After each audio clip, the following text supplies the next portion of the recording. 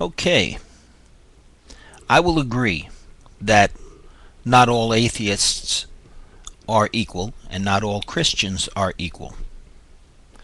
So just because you call yourself an atheist, that doesn't mean that you're not a seeker of truth.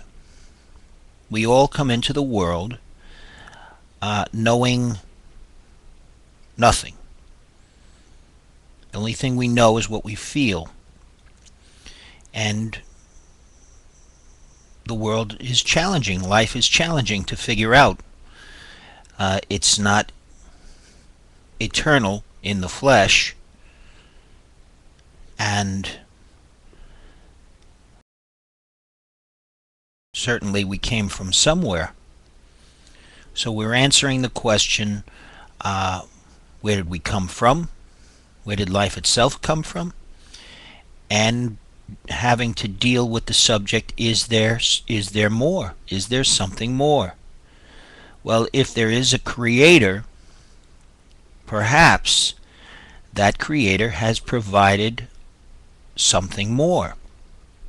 Staunch atheists who deny the existence of God have cut themselves off from the eternal. Now, you point to a situation where Jesus says to pray that your sins be forgiven. What is a sin? Somehow, when we do not gladly do right, that's a sin. It's evidence of idolatry, some form of idolatry. We're either idolizing ourselves, we're idolizing some pleasure, we're idolizing something.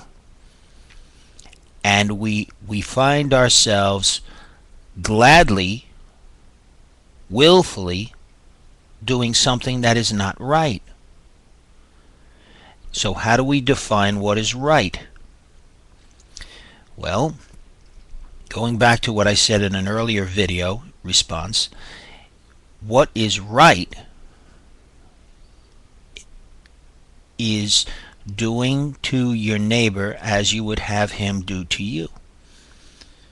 Taking your neighbor into consideration, loving your neighbor as yourself, and loving God at the same time. Now, your neighbor may be your friend, your neighbor may be your enemy, but still there's an element of love there. You're trying to edify your neighbor.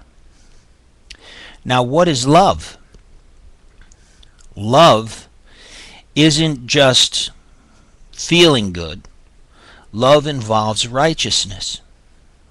Now that's going to be a problem for us to agree on. Is there such a thing as right and wrong?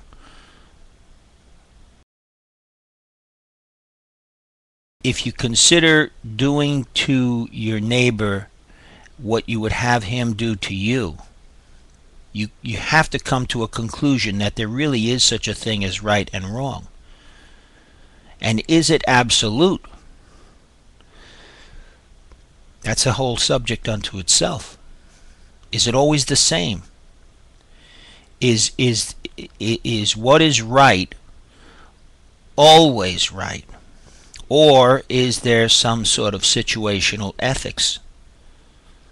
I believe that what is right is immovable, and what is right is that which pleases God, which takes into consideration the love of God and neighbor at the same time. I'll stop at that point.